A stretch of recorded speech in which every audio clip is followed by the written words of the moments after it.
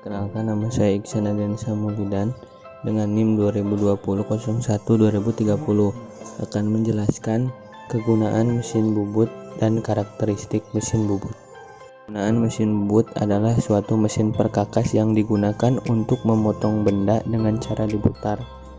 Karakteristik mesin bubut adalah suatu alat berupa mesin yang biasanya dipakai untuk membentuk atau mengebor, memperbesar lubang, membentuk ulir, mengkartel, merimer, dan lain sebagainya. Saya Arwani Hisana Astianti dengan NIM 2020-012-010.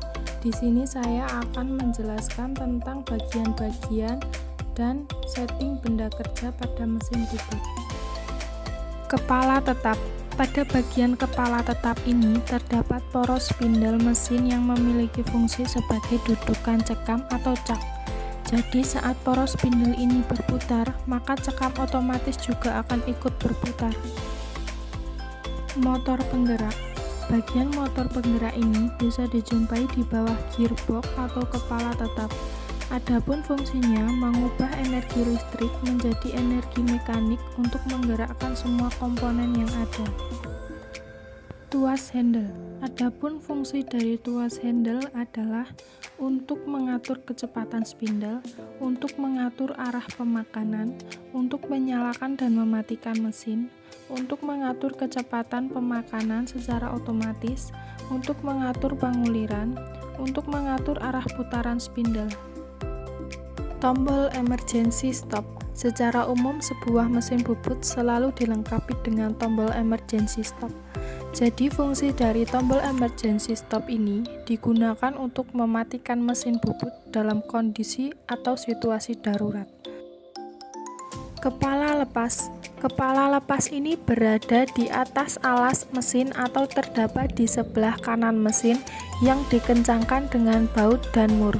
Adapun gunanya sebagai tempat penahan ujung benda kerja yang sedang dibubut maupun sebagai tempat penahan kedudukan bor saat digunakan. Eretan. Pada mesin bubut terdapat 3 jenis eretan yang meliputi eretan alas. Eretan alas merupakan bagian yang berada di alas mesin dan bisa bergerak ke kiri atau ke kanan. Eretan lintang. Bagian ini berada di atas eretan alas dengan posisi dudukan melintang terhadap alas.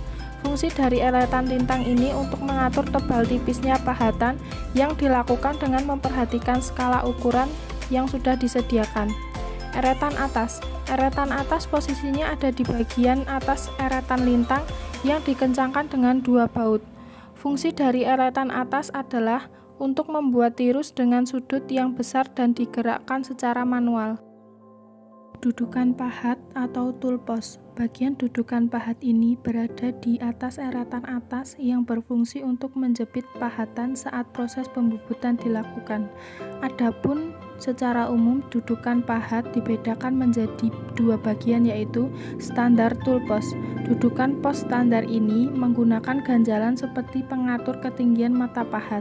Sementara untuk mengencangkan pahatan dilakukan dengan cara memutar baut-baut yang ada di bagian atas tool post. Dan yang kedua, adjustable tool post. Tool post jenis ini berfungsi untuk mengatur ketinggian mata pahat tanpa perlu menggunakan ganjalan. Lampu penerangan. Lampu penerangan ini merupakan bagian dari mesin bubut yang berfungsi untuk membantu operator dalam melihat benda kerja saat proses pembubutan serta untuk melihat hasilnya agar lebih maksimal. Selang kulen. Selang kulen ini memiliki fungsi untuk menyemprotkan cairan saat proses pembubutan terjadi.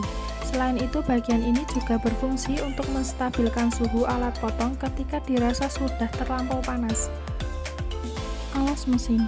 Bagian alas mesin ini berfungsi sebagai tumpuan gaya pemakanan ketika proses pembubutan terjadi dan juga sebagai tempat dudukan untuk kepala lepas, penyangga diam, dan eretan. Poros transportir merupakan bagian poros ulir yang terletak di bawah eretan alas yang berbentuk seperti trapesium atau segi 4. Jadi poros transportir ini berfungsi untuk membawa eretan secara otomatis pada saat proses pembubutan. Alat pencekam. Fungsi dari alat pencekam ini digunakan untuk mengikat benda keras saat akan dilakukan proses pembubutan. Rem kaki. Bagian ini digunakan untuk menghentikan putaran mesin di posisi tertentu saat proses pembubutan. Setting benda kerja pada mesin bubut. Yang pertama, memegang benda kerja di antara dua senter. Pemegangan tersebut merupakan cara yang akurat untuk memegang benda kerja yang panjang. Yang kedua, menjepit benda kerja menggunakan cekam. Cara memasang benda kerja menggunakan cekam adalah cara yang paling umum digunakan. Yang ketiga, memegang benda kerja pada plat pembawa. Benda kerja yang berukuran besar yang tidak dapat dijepit menggunakan cekam dapat dijepit menggunakan plat pembawa.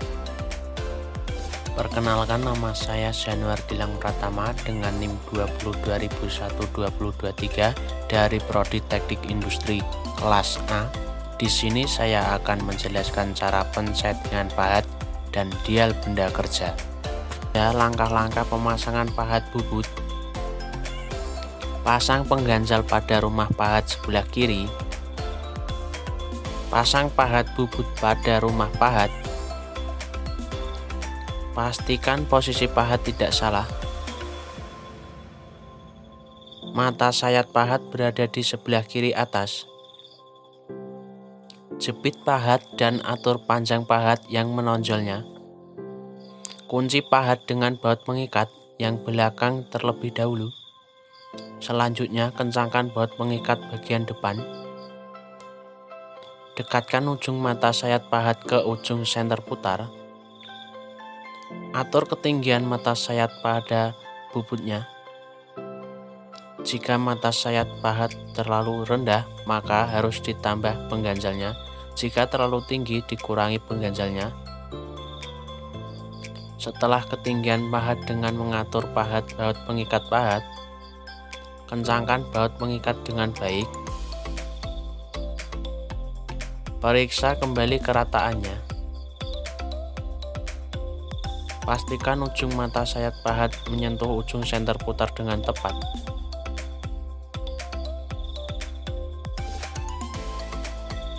Itulah langkah-langkah pemasangan pahat bubut. Selanjutnya, cara menggunakan dial indikator atau dial jarum. Yang pertama, pasang as hidrolik pada ragum, kencangkan setiap rahangnya. 1, 2, 3, 4, jangan terlalu kuat. Yang kedua, pasang dial indikator sehingga jarum bersentuhan dengan as hidrolik dan pastikan jarum indikatornya sudah bergerak searah jarum jam. Putar skala magnet sehingga dial indikator berdiri kokoh. Yang ketiga, putar benda kerja dengan memutar ragum dengan tangan. Yang keempat, perhatikan jarum indikator kita, anggap benda kerja belum senter atau lurus. Yang kelima, jika pada rahang 1 jarum indikator berada pada angka 1 dan pada rahang 3 yang berlawanan dengan rahang 1 berada pada angka 2, maka ini artinya rahang 1 harus dikendurkan dan rahang 3 harus dikencangkan. Yang keenam, pindah ke rahang 2 dan 4.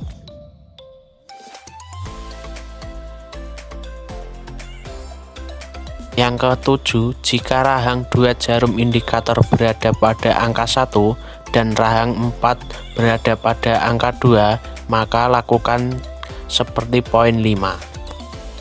Yang ke-8, lakukan poin 5, 6, 7 berulang-ulang sampai jarum indikator benar-benar diam pada satu angka ketika benda kerja diputar.